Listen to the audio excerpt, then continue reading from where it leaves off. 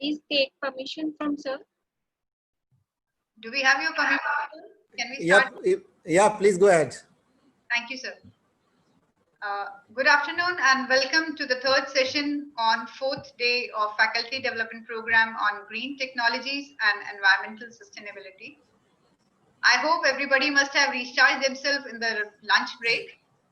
And to continue with the momentum of the morning sessions, we have among us an eminent scientist from the field of geophysics, Professor Bhagwan Singh Chaudhary. Professor Chaudhary started his career as scientist at Haryana Space Application Center, Hisar in 1990 and worked there till 2004. At present, sir is working as professor and chairman, Department of Kurukshetra University since December 2017. He held the position of founder, registrar, Chaudhary Bansilal University, Bhiwani from 2014 to 2017. And at present, he holds the position of registrar of Kurukshetra University. He has published over 70 research papers in different journals of national and international repute and has supervised 10 PhDs, while 3 still are in the channel. He has worked on many research and development projects sponsored by government and industries. Having visited many countries like USA, UK, Germany, France, Switzerland, etc. for scientific assignments and conferences, he received Best Paper Award at 18th ISPRS conference at Vienna, Australia. I welcome you, sir, and request you to enlighten us with your knowledge on water resource management and application of geospatial technology for snow melt runoff and hydropower potential estimation. Over to you, sir. Thank you very much. So I will share my screen.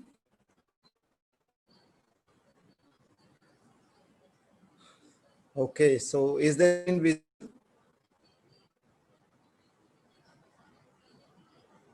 It's visible, sir. Okay.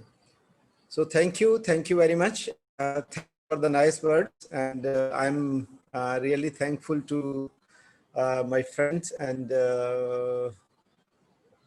my senior, Dr. Dinesh Kumar, who is the Vice Chancellor YMCA, Renuka, very esteemed colleague, Somveer, and all the participants who are present over here. I am indeed thankful that I got this opportunity.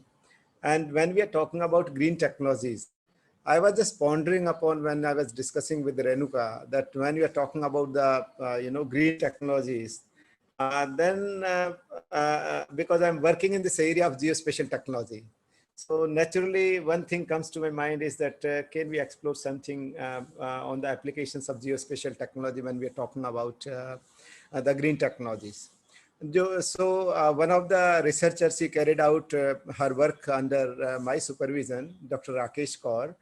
She is presently working as scientist in NTRO, National Technical Research Organization, which is a sort of, directly under Prime Minister of India, and basically looking after the border areas and trust areas, sensitive informations using the satellite data. So when she came for this research proposal, then I told that we can do something on Baspa Basin, right? So what I will be presenting with you is that we have tried to, use the satellite data to understand the, distribution of the snow cover areas, and then we have tried to calculate the snow melt runoff. Because one of the most advantageous, dimension of geospatial technology, and specifically the remote sensing, is that we, without going to inaccessible areas, we can get the information about these inaccessible areas, right? So I will be talking to you about geospatial applications for snow melt runoff, and then we have tried to calculate that what can be the hydropower potential. So ultimately, when we are talking about the green energy, green technology, so hydropower potential is one of the core area where India is really having a great potential. So I will be talking to you about this. So moving ahead, I will be taking you through the brief background, why we need to study the snow melt runoff, what is the importance of it, what is the physical significance. Study area, we will be talking about the Satluj River. Baspa is one of the tributary of Satluj River, and we have targeted the study area in Kinnaur. right? So I will be talking a bit about that, and then the methodology which we have adopted, and then the results and the conclusions. So we will take it like this. So just to brief you about when we are talking about snow melt and snow melt runoff studies. And then as we know that we are talking about the hydrologic cycle, and we are talking about the continuous unending exchange of water between the atmosphere, biosphere, and the lithosphere, right? So we are having the, energy which is playing a key role, and we are having the incoming solar radiations, right? So because of the incoming solar radiations, there is continuous evaporation and transpiration. And when the soil, these moistures are going into the atmosphere, then because of the, amenable or congenial conditions for the coagulation, for the condensation, we are having the formation of the clouds, right? And then there is a process because of the sudden change in the temperature conditions. Then whatever, water is coming towards the surface of the earth, we say it is a precipitation. And when we're talking about the precipitation, one of the important form of precipitation is the snowfall, right? So the sublimation process through which the water vapors are directly being converted into the snowflakes, right? So then we are having the snowfall, mostly, as you all know, that confining to the particular altitude, and because of the temperature and pressure conditions, right? So whatever snowfall or the other precipitation is coming towards the surface of it. So what is happening to it? The basic idea is that if we are talking about the cryosphere area, I will be talking a little bit late. So in those areas, we are having some of the areas where we are having the permanent snow cover. And then we are having some of the areas where we are having the, more of the snow cover because of the winter season. And then we are having the melting. So we are having more of the snow melt in the summer season. Starting from, say, when I'm talking about the North India, we start from June, July, August, and September. And then again, October onwards, you are having the other conditions, right? So whatever this snow is coming towards the surface of the earth, right? So it is getting deposited. So over a period of time, there may be the larger snow accumulation. And then there are the compaction also, right? So one of the other scientists from Space Applications Center, Ahmedabad, he has carried out a study under my supervision on snowpack characterization, that with the passage of time, how the snow compaction is taking place, and how the, the water content in snow is going to affect, and how we can study that, and what can be the effect of different contamination parameters. We will not go into that, but today we will be confining more into the Baspa Basin, right? So whatever this precipitation is coming towards the surface of the earth, a part of it after the melt, as you see here, that we are having the snow melt. After the snow melt, we are having the direct surface runoff, right? So from the direct surface runoff, then we are talking about, say, it is being fed into the stream. So we are having the stream flow. That's why we are talking about the snow melt runoff. So that runoff is going as the surface runoff.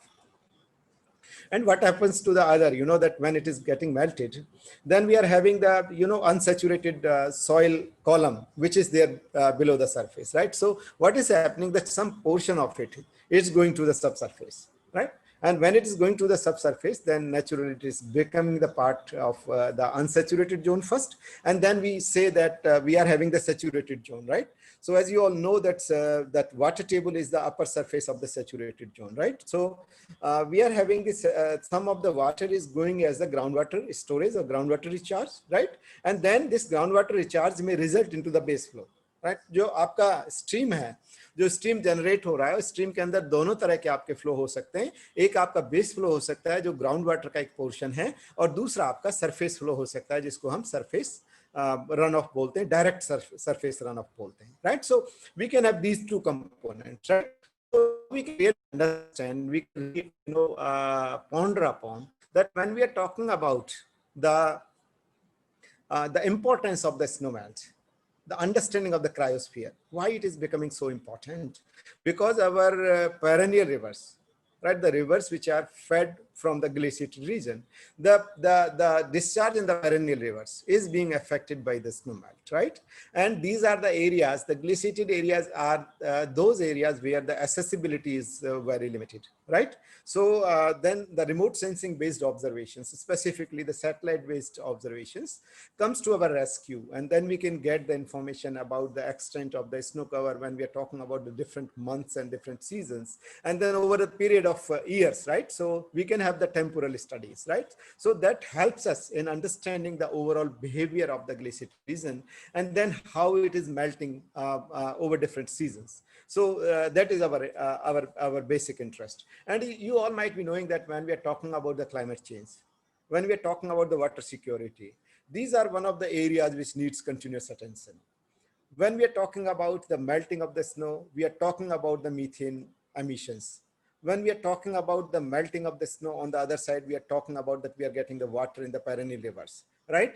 And if the water in the perennial rivers reduced to a certain level, reduced to a less than certain discharge, then really it is going to be worrisome, because on the one side, the groundwater recharge in the surrounding areas is going to be affected. And when we are talking about the availability of the discharge, even the hydropower plants which have been installed over different rivers, or the direct water which is being fed to the canals from these rivers, are also going to be.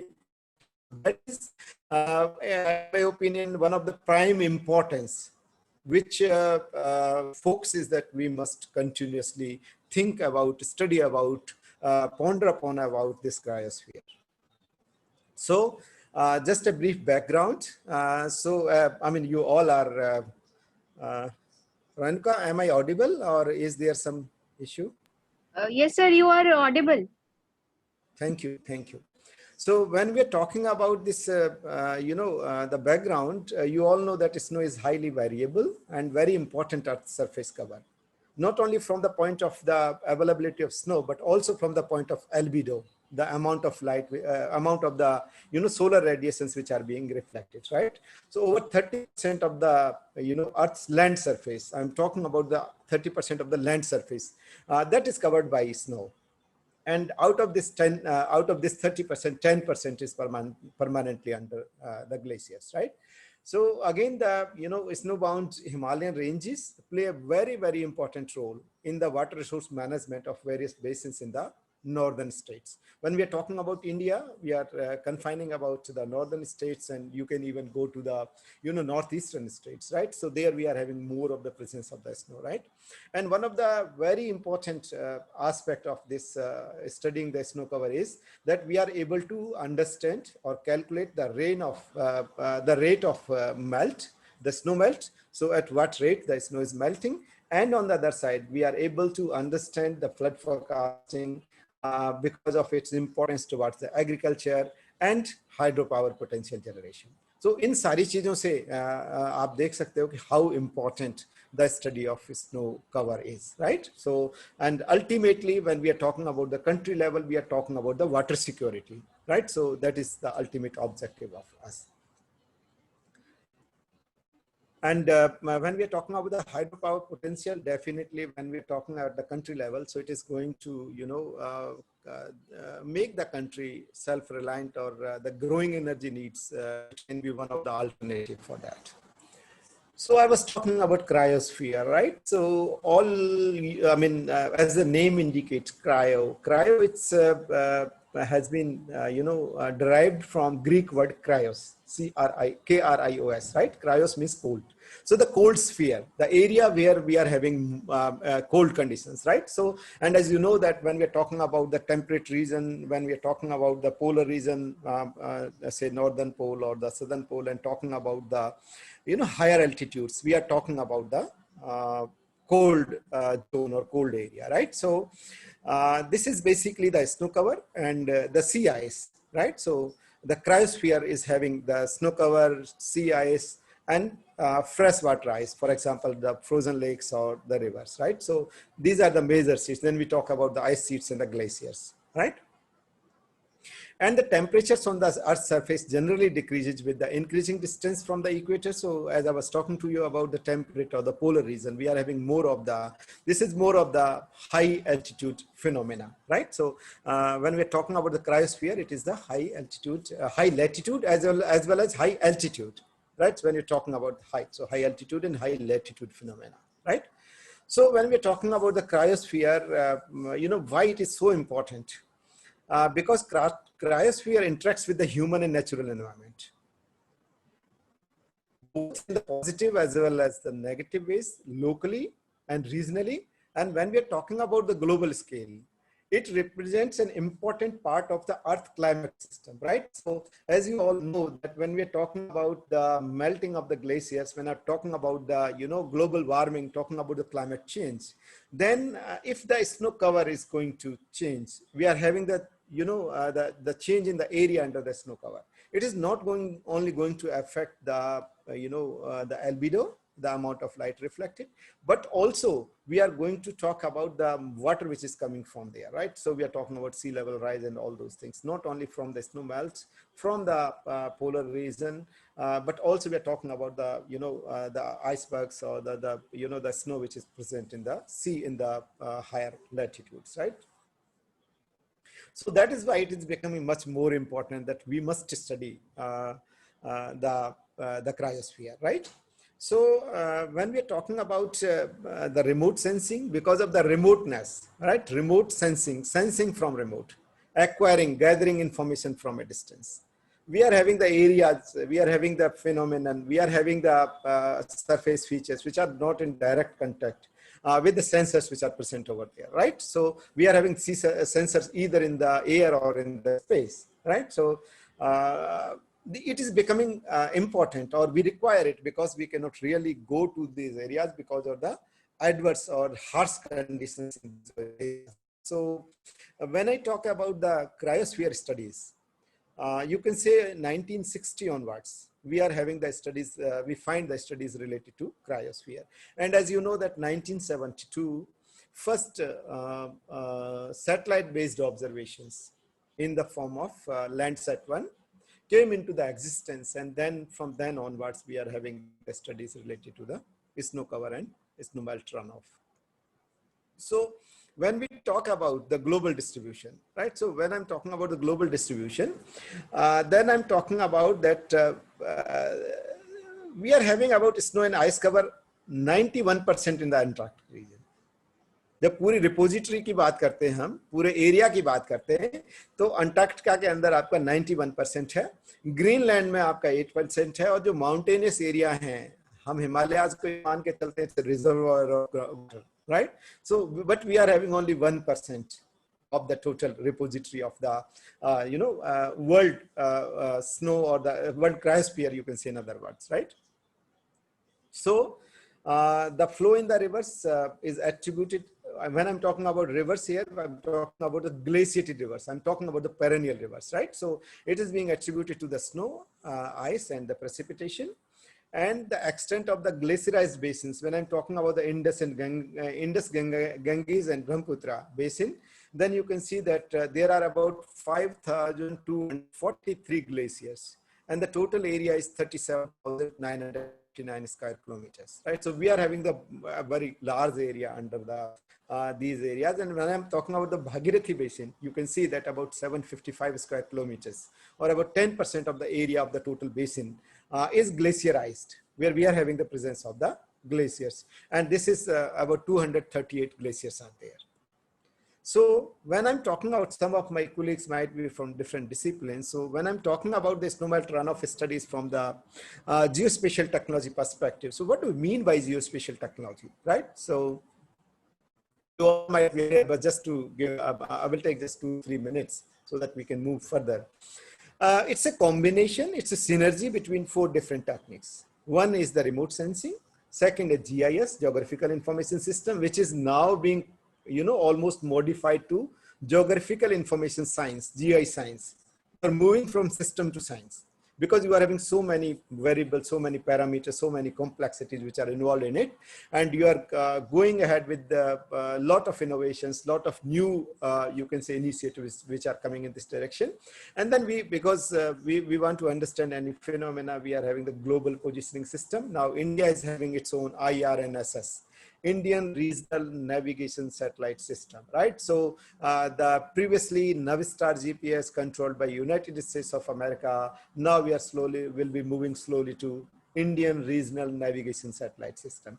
Maybe for the civilian applications, it is not so important, but when we are talking about the strategic conflict, if we are having, you know, some situation where we are entangled in a war with a foreign country, so you have to rely on your own services, right? So for that strategic importance, you need to have your own global positioning system, right? So when I'm talking about the remote sensing, we are having, like India now with the Cartosat 3, you are having almost less than 25 centimeter of the spatial resolution, right? So coming down from IRS 1A and 1B, 72.5, 36.25, 23.5 in list 3, coming to 5.8 meter in the panchromatic, then you are coming to less than 25 centimeters spatial resolution, right? So India is having a wider range of capabilities as far as the spatial resolution is concerned.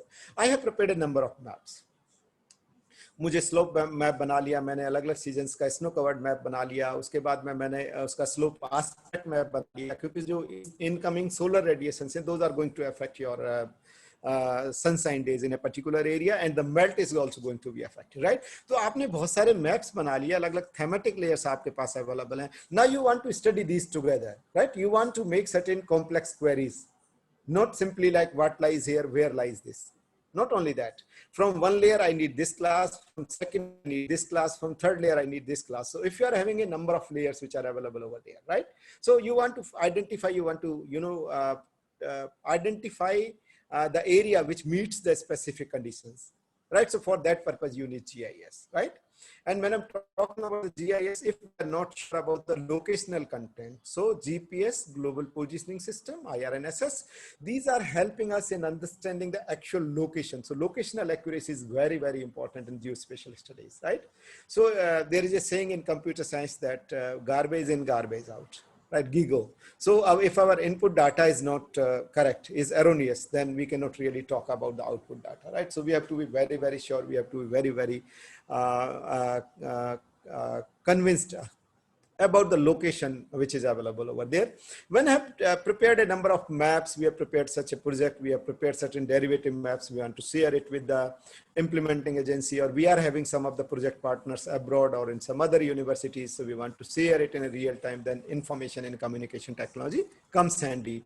So when I synergize all these four techniques, then I say that it's the geospatial technology. So why we should study the geospatial technology? So I will just take you through. So I mean, you can see in the bottom that I'm talking about the cryosphere studies. Cryosphere studies is not only the aspect, but if you talk about agriculture, you talk about land use, land cover, you talk about forest, you talk about the weather conditions, you talk about the ocean monitoring studies, you talk about disaster management, you talk about the water resources. So, I mean, whatever natural resource mapping and management direction you want to talk about, you are having the application of geospatial technology then and there. And today we will be talking, confining ourselves more to the cryosphere studies, snowmelt, runoff, and the hydropower potential generation. But my dear friends, you will be happy to know that when we are talking about the ocean monitoring, now the government of India, through its center in COIS at Hyderabad, they are giving SMS alert to the fishermen that which is the area in the sea location where you are going to have the maximum fish sold. And the reason behind it is that we are having a lot of planktons which are available in a particular area, and because of the large assemblage of the planktons, we can expect that there is going to be a large fish sold.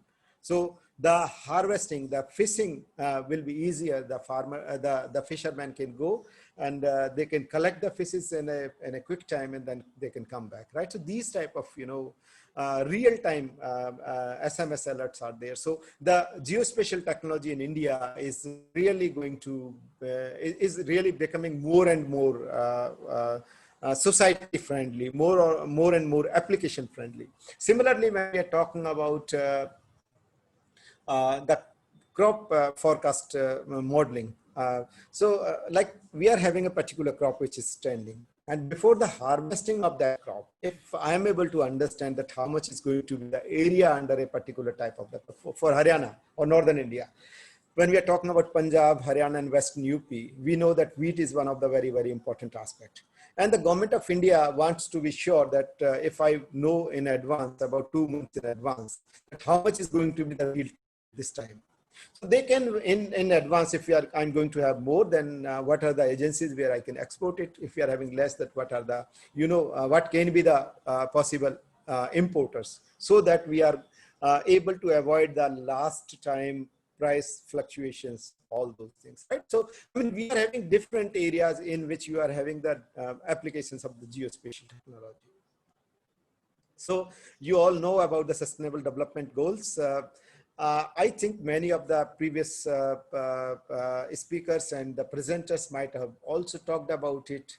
Why I'm talking about it, the importance cannot be underestimated by any means. If every speaker is talking about it, I will be happy to know, and I will be happy to share with you that yes, we need to talk about it, because more we talk, more we become sensitive, more we will be able to ponder upon certain issues which can help us. So if I talk about here this whole sustainable goal number 6, 7, and 13, these are 3 which are directly related, and the 14, life below water. Even I would like to say life above water also, right? So 15. So these are some of the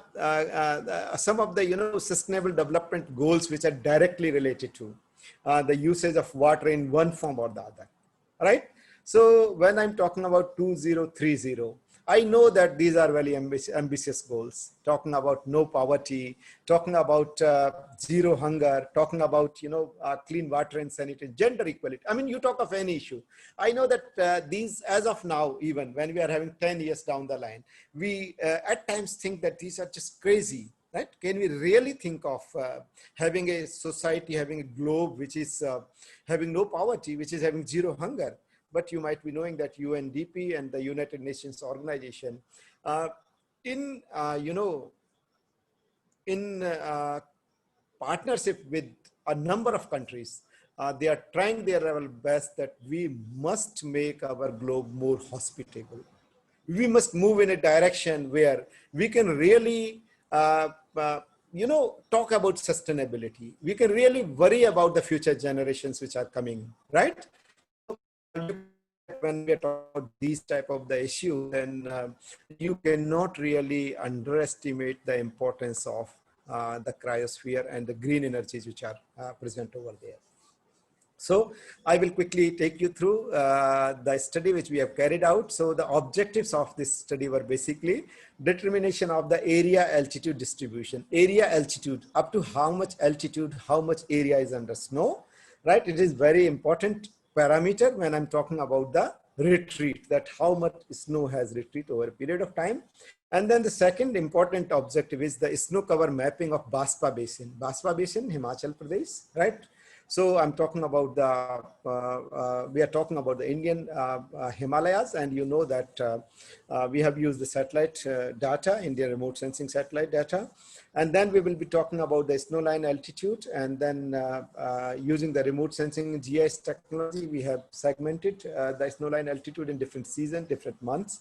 And then we have tried to estimate the runoff using the snowmelt runoff model. And then how much is going to be the hydropower potential in this basin, right? And then we will see that what is the validation of the results using the meteorological data. So I will take you through this slowly. So if you see the area, you see that this is the Himachal Pradesh, and from the Himachal Pradesh, when I'm talking about this basin, right? So this is the Baspa Basin here. This is the Baspa River. This is the Baspa River, and it is one of the tributary of the Satluj, right?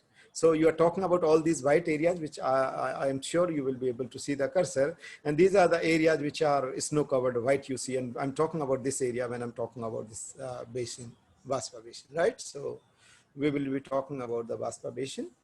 So Baspa Basin, as you know, I have discussed, it's a tributary of river Satluj. It lies in the Kinnaur district of Himachal Pradesh, Kinnaur, and it is highly glaciarized, right? So altitude range, you can see that such a rugged terrain, 1900 meter to 6400 meters, right? So we are having, this is the altitude in this basin, and then the stream flow is contributed mostly to the snow and glacier melt, right? So mostly the stream flow, I was talking about the surface runoff, there can be some base flow also, mostly from the snow and glacier melt.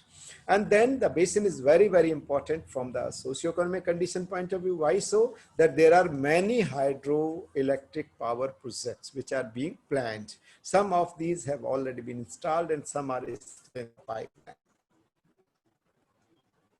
So methodology that we have tried to understand area and elevation distribution up to how much area, how much is the snow covered region. And then we are trying to understand the altitude of the snow line, because the snow line is changing with the months, with the seasons. And then we will be calculating the snow melt runoff. So we are having the Indian remote sensing on the left hand side. We might be seeing that we are having the Indian remote sensing satellite data 1C. On the right hand side, we are having the SRTM data. From SRTM data, we have derived the contour lines, right? From the contour lines, and then from the IRS-1C data, we have identified the glacier layer, right? And then we have overlaid the basin boundaries over it, and then we have gone for clipping of the watershed, and then we have prepared a small, you can say, GIS-based extension. This Rakesh, she was very good at the automation, so she has prepared a very small module for it, so that it can be applied to the, any study across. So we have used it as a plugin into the ARC GIS also. So we have and then we did the area altitude summary. So if you see this as the input, so we are having the glacier layer, which has been delineated from the Indian remote sensing satellite 1D LIS3 23.5 meter resolution. We are having the contour lines, which has been generated from the SRTM data. And then we are having the elevation zones, right? So as you see here that we are having all the blue regions. These blue regions are representing the snow covered areas which are present in this basin, right? So that is how we are, we have used this SRTM and the IRS-1C data. So as you see here that we are having 250 meter contour interval, and you can see some of the areas where we are having the altitude, which is going up to 6,000. You can see here 6,000, 6,400 was the maximum, but here you are able to see 6,250, right? And then in these, then you have calculated the elevation zones. That when I'm talking about the elevation, 2,000 to 2,250, 250 meters, right? These are the different zones. Every 250 meters, you have calculated this much is the area in this height interval, right? So these are two important aspects. One is the contour line. Another is the with the 250 meter contour interval, what are the elevation zones, right? So this we have derived. And then you are having this automation process in the GIS, right?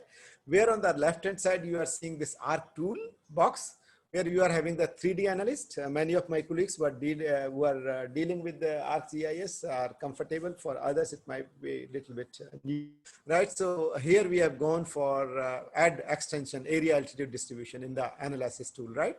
And then we are having AAD, and then we are having the elevation zones. And similarly here also you can see that we have joined these type of, we have prepared a plugin, and then we have make it a sort of add-on into the RGI toolbox. So when I'm talking about the snowline altitude is, basically we are going for the hypsography.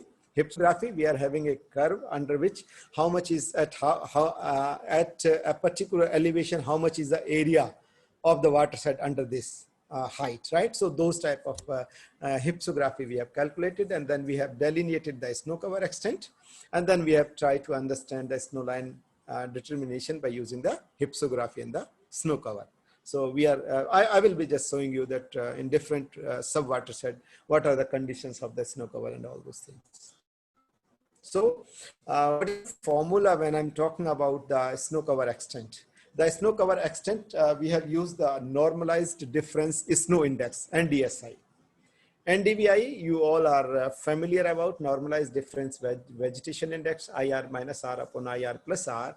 And when I'm talking about NDSI, normalized difference snow index, then I'm using green reflectance and short wave infrared reflectance, again the green reflectance plus short wave infrared reflectance, right? So NDSI, green reflectance, that is I have taken band 2 minus band 5 upon band 2 plus band 5. What does it mean? That the DN values in the band 2, I have subtracted the DN values in band 5 of that particular area. So it gives us a threshold to which we can identify that how much is the area which is under the snow cover. So we have used this NDSI formula. And then we are having this, you all might be aware when we are talking about the watershed-based studies, right? So then you have to carry out all these. You are having the SRTM, distal elevation model. And in SRTM, distal elevation model, you can have the sudden sinks, right? So there can be some of the areas where you are having unusual break in the contours, right? So you need to go for the fill sinks, right? So then you are having the depressionless. I mean, there is no sudden sinkhole type of fill sinks, right? So there are not, these are basically the errors. So you have to do away with that, right? So you are having process fill sinks through, and then you are having the depressionless distal elevation model. And then you have the flow direction and flow accumulation. And you are having the stream network areas. And then by using all these, you are going to define the watershed delineation. I mean, I'm having the total Baspa basin, and this Baspa basin, I have to divide it into different small catchment areas so that the watershed, as you all might be aware, I would like to emphasize once again that watershed is nothing but it is the area from which the surface runoff is through a common outlet. उसमें से पूरा जो आपका snow जो surface run of है वो आपका एक स्ट्रीम में से बाहर जा रहा है, right? So that we call it as the watershed. And why nowadays there is a lot of emphasis to have the studies on the watershed basis. The reason behind it is that the problems of the watershed are interrelated. We are having the deforestation in the upper catchment area. We are having siltation in the down areas. We are having more of the discharge. We are having quick discharge, accumulation at the right time, right? We are talking about the, the shape of the watershed is going to affect that, how the magnitude of the discharge is going to be affected, right? So that's why nowadays all the studies are being suggested that we should go for the studies based on the watershed. So what formula we have used? It looks very complex, but it's not really. If you see that it becomes then the raster-based studies, and you can put it into the GIS, then you can go ahead. So total discharge Q can be given by C1 multiplied by A T into Z plus C2 P into B plus C3 S into W minus M into SW, right? So Q is nothing but Q is the total average seasonal runoff. How much is going to the discharge, right? That is given by Q. It will be equal to C1 is the runoff coefficient for the glaciated region, because in the watershed you may be having some area which is glaciated, right? So C1 is the runoff coefficient for glaciated region. C2 is the runoff coefficient for non-snow and non-glaciated region. So neither we are having snow nor we are having glaciated region, and C3 where we are having the seasonal snow covered areas. तो आपको तीनों अलग अलग coefficients को use करना पड़ेगा, C1, C2 and C3, और उसके बाद में A जो है आपका, it is the melt factor, right? So it is basically the centimeters per degree centigrade, right? So this is the melt factor, and then you are having T is the average seasonal temperature, average seasonal degree days. That we are having a particular temperature, more than that temperature is there, so we call it as a seasonal degree day. And then we are having the G, it is the extent of the glaciers and the permanent snow in that particular area. Then S is the area of the seasonal snow, and then W is the water equivalent of the average winter snow. If I talk about, the area which is neither having snow nor having the glaciers, you can see that we are having the non-snow and non-glaciated region, C2 is going to apply, right? So then W is nothing but it is a water equivalent of the average winter snowfall. We are having the meters and then we are calculating the water equivalent of it. And M is the winter snow melt, right? So how much is going to be the snow melt in the winter? Sorry, winter snow melt, yeah. And then SW is the snow cover in the winter. So how much is going to be the area? You see meter square, right? So how much is going to be the area under the winter snow? And then SW is already discussed. Then P, it is the average seasonal rainfall. So rainfall, in addition to the snowfall, how much is going to be the rainfall? So that is given by P.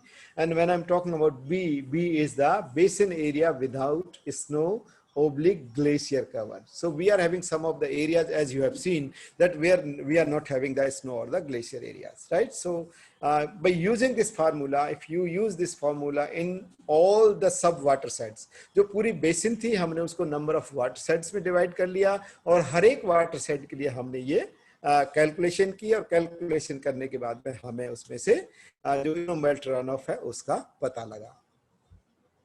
तो जब हम ये calculate कर रहे हैं तो degree days की मैं तो बात कर रहा था आपसे. Degree days is average seasonal degree days is the temperature degree centigrade T maximum plus T minimum divided by 2. And when I'm talking about the melt factor, it is given by 1.1 multiplied by density of snow divided by density of water. All right. So by taking this formula, we can calculate A, and then when I'm talking about D, we can calculate T max plus T min divided by 2. So then you might be interested that how we are going to calculate the hydropower, right? So hydropower, there is a formula for the Himalayan watersheds that the average power in kilowatt. You see here, average power in kilowatt is equal to 8.1 is the factor for the the snow and glaciated region watersheds in the Himalayas, multiplied by Q and multiplied by H. Where what is Q? We have calculated previously, it is the discharge. Q is equal to discharge in meter cube per second, and where H is the head. So how much is going to be the altitude difference from where this melting is coming into the last point. So when we take these into consideration, multiply it by 8.1, then we are going to know about the hydropower potential. So this is the formula. Now you will see that when I was talking about the area altitude, right? So area altitude, if you see here, then you can see that 4250. So these blue are the areas which are from 4250 at the altitude of 4250 to 4500. So at 4,500, you are having the green areas, and you can see that at 6,500, more than 6,500, you are having you can see these type of the areas. When I was talking about the other 4251, this is the dark blue, right? The color is not so visible. At 5,000, you can see. So these are how, at what altitude, right? We are going to have a particular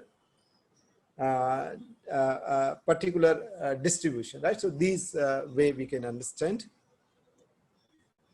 When I'm talking about the hypsography, I'm talking about distribution of the cumulative area. आप देखेंगे इसमें ये जो graph है आपका hypsography का, ये right hand side में, इधर तो आपके पास एलिवेशन है और इधर आपके पास में क्यूमुलेटिव परसेंट एरिया है, राइट?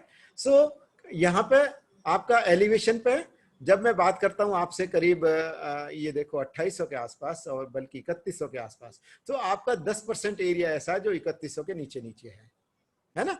और उसी के बाद में अगर मैं बात करूं आपके पास में 5200, so you are going to have around 70% of the area which is going up to the 5200, right? Why it is so important? Because the altitude is going to define the extent of snow, right? So this is very, very important parameter when we are trying to study the hypsography, because it is having the direct bearing on the snow melt. So then you can see on the left hand side, if you see, it is the 3D perspective of the watershed, and you can see that how rugged the terrain is. जब मैं आपसे बात कर रहा था कि 6400 metre की ऊंचाई तक ये चीजें हैं आपकी, ये आपकी इनपुट इमेज है उसी की, आप देख रहे हो ये, और यहाँ से इनपुट इमेज से ये आपने NDSI normalised difference snow index, जहाँ पे भी आपको डार्क एरिया दिख रहे हैं वो सारे के सारे आपको जो अपर साइड अगर आप देखोगे यहाँ पे, these are the areas which are having the highest peaks. Are you able to see? These are the areas, right? So accordingly you are having the snow covered areas which are present over there, right? और यहाँ पे अगर आपको ये reddish area जो दिख रहा है, ये आपका थोड़ा थोड़ा वेजिटेटेड एरिया है एंड ये नॉन स्नो कवर्ड एरिया है, राइट? तो इस तरह की जो सैटेलाइट इमेज थी, ये 3D पर्सपेक्टिव है आपका. Then we are having the satellite image on the top, we are having the NDSI image, and then you are having the snow line altitude, right? So जब मैं snow line altitude की और snow cover area की बात करता हूं, तो ये देखो आप स्नो लाइन का एल्टीट्यूड अगर आप देखेंगे कि altitude you are having maximum here in October and November, and then suddenly it is going down. Means down का मतलब क्या हुआ, आपका स्नो एरिया बढ़ गया, है ना? 3000 एलिवेशन पे आ गया. पहले जो 5000 एलिवेशन पे था, विंटर के अंदर वो स्नो एक्यूमुलेट हो गई, उस एरिया तक आ गई, right? So we are having this type of we can have this type of the you can say distribution, and you can see when I'm talking about June, again in June it is going to be the almost 5500 meters, right? So the snow line has gone up, means जो melting हो गया नीचे वाले area का, right? तो इस तरह के हम स्टडी कर सकते हैं. और अगर आप स्नो कवर एरिया की बात करेंगे तो आप ये देखो 2004-05 और 2006-07 की ये जो डॉटेड लाइन है आपकी, ये 2004-05 की है, और ये जो है आपकी 6-7 की, ये आपकी डार्क लाइन है. इन दोनों को आप कंपेयर करोगे तो हमें ऐसा लग रहा है कि अगर ये इन मंथ्स को आप छोड़ दो, है ना, यहाँ पे स्नो कवर एरिया, राइट? ये आपका स्नो कवर एरिया, सॉरी, ये आपका स्नो कवर एरिया है. सो स्नो कवर एरिया आपका यहाँ पे जो परसेंटेज है, we are having more in the 4 and 5. ये देख रहे हो आपका जो कर्व है ये ऊपर है, और यहाँ पे आके, यहाँ मार्च में आपका कहीं पे आके मैच कर रहा है. Otherwise we are having almost the snow covered area which is lower the percentage of the snow cover area in 2006 and 7 इन कंपेरिजन टू 4 and 5. मैं इससे ये नहीं कंक्लूड करूंगा कि क्लाइमेट चेंज का इफेक्ट है.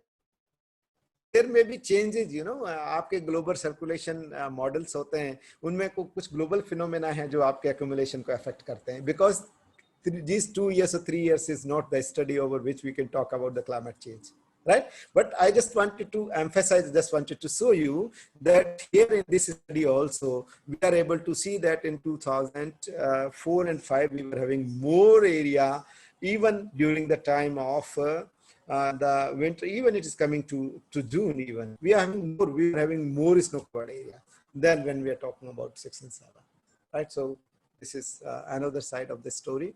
And then we have taken both of these when I'm talking about the degree days of 5 and 2007. We have taken these into consideration. And then we have, as I've told you, that we have divided these into 20 different sub-water sets, and for each sub-water set we have calculated, these are just like you can see in on the left-hand side, we are having the different water set, shape of the sub-water sets, right? For each sub-water set, we have calculated the snow cover. As you see here, that we have calculated the snow cover here.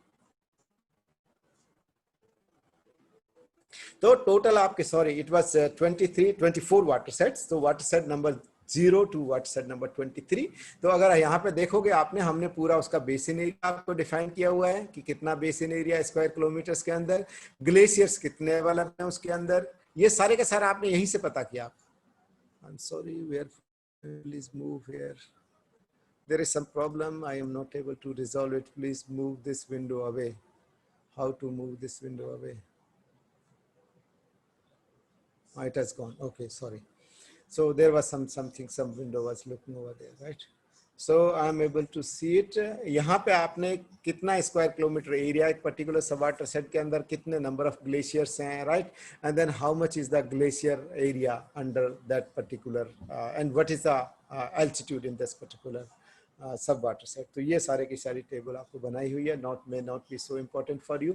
ये इसी तरह से हमने ये सारी information जो आपकी हिप्सोग्राफी की है, स्नो लाइन एल्टीट्यूड की है और स्नो कवर की है, ये सारी की सारी इंफॉर्मेशन हमने इन सारे सब वाटर सेट्स के लिए जनरेट की है. मैंने यहाँ पे केवल आपको एक सैंपल सब वाटर सेट दिखाने की कोशिश की है, but we have carried out the study for each sub watershed, right?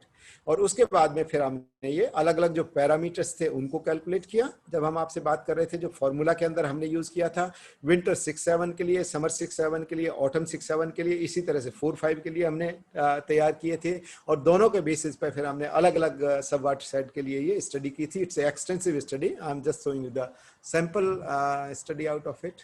So जब आप डेलिनेशन की बात करते हो हाइड्रो पावर पोटेंशियल की, राइट, तो अब मैं एक छोटा सा एग्जांपल आपके सामने लेके फिर अपनी बातों को थोड़ा कंक्लूजन की तरफ लेके जाएंगे. तो सब वाटरशेड 0 और 1 का मैंने दिखाया. यहाँ पे आपका जो हेड है वो 300 मीटर है और यहाँ पे हेड है आपका 400 मीटर है. हमने तीनों सीजन का, विंटर का, समर का और ऑटम का लिया है आपने. तो हमने ये कैलकुलेट किया इस फार्मूले से 1.95, 1.97 विंटर में, 10.69 विंटर के अंदर, क्योंकि आपका जो स्नो मेल्ट है वो कम होता है तो आपको हाइड्रो पावर पोटेंशियल जो जनरेट हो सकता है वो भी कम होगा. समर के अंदर आपका मेल्ट ज्यादा होता है, पानी का डिस्चार्ज ज्यादा होगा रिवर के अंदर, आपका पोटेंशियल भी ज्यादा होगा. तो 10.69 kilowatt and here you are having 12.49, right, in 2006 and 7. And similarly here you are having 8.03, here you are having 1.79, right. And similarly for the watershed number 1, right. तो इस तरह से आपने 4-5 के अंदर क्या हाइड्रो पावर पोटेंशियल हो सकता था, 6-7 के अंदर क्या हाइड्रो पावर पोटेंशियल है, वो फिर हमने इसका कैलकुलेट किया. और कैलकुलेट करने के बाद में then we have try to validate it with the ground data. We could able to identify some of the already उनके साथ में हमने इसको कोरिलेट किया and we were able to find a good correlation out of the this study. तो मैं थोड़ा सा इसको कंक्लूजन की तरफ लेके जाऊंगा. आपने स्टडीज सारी पढ़ ली है ना, अभी तक हमने सारे का सारा देख लिया है. One of the important aspect I would like to emphasise is that it is one of the very important aspect when I am talking about the snow cover studies by using the satellite data. And we can have three, step approach in which we can first go for snowline altitude determination, and then we can go for the district elevation model, and then we can go for the estimation of the discharge, and then we can go for the calculation of the snow melt runoff. इस तरह की जो अलग अलग conclusion है इनका मैं I think it's not required as of now. मैंने अलग अलग वाटरशेड इसमें बताया, वो इतना इम्पोर्टेंट नहीं है.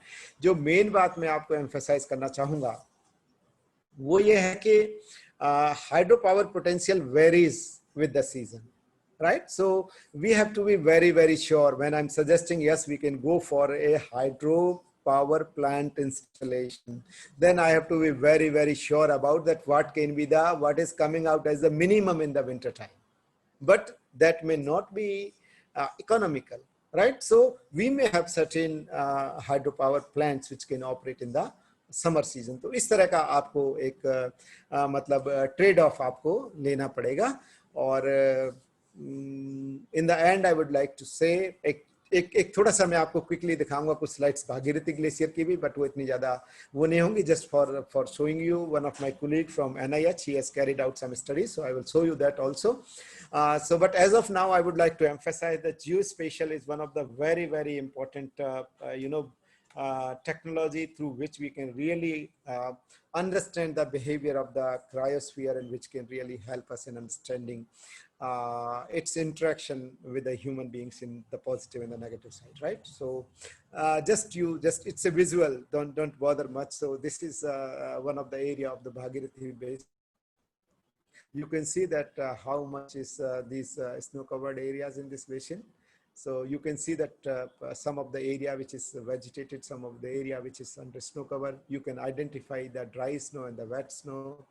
You can again identify between different type of the vegetations. So in the end I would like to conclude on the left hand side you are seeing one of the book which we have published. It's an edited book, Applications and Challenges of Geospatial Technology. It is edited by me and some of my colleagues from different places. And I would like to conclude with the famous saying from Abraham Lincoln that you cannot escape the responsibility of tomorrow by avoiding it today, and a famous saying from Mahatma Gandhi that the earth has enough more for man's need, but not enough for man's greed. So we all, when we go together, then only we can think about the green technologies, think about the sustainability in the coming time. And I would like to acknowledge my colleagues from the Indian family. That's all from my side. Thank you very much. Thank you, sir, for an informative and meaningful talk. You have given deep insight on application of cryospheric studies and its importance to estimate potential of hydropower in terms of providing water security, as well as in flood forecasting and optimal management of water resources. You have given a detailed description about your study in Baspa Basin. It was really mesmerizing. If the participants are having any queries, please put them in your chat box. We will get back to you. Now I would request Dr. Renuka Gupta, Chairperson, Department of Environmental Studies, to propose vote of thanks.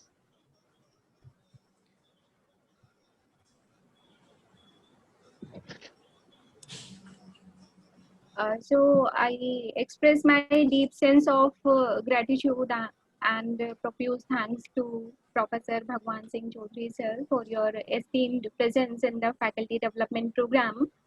You have always been a constant source of motivation to us. Thanks for your elaborative session on geospatial techniques for distribution of snow melt runoff, hydropower potential, and linking it to water security. It was really a nice insight into sustainable development goals, and it would be really very enthusiastic if we plan all of our activities in tune with to achieve the sustainable development goals.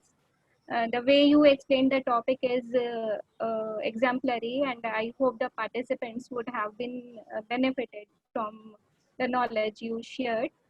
Thank you also for sparing your valuable time from the busy schedule. I appreciate you finally made it today. Thank you very much, sir, for being with us.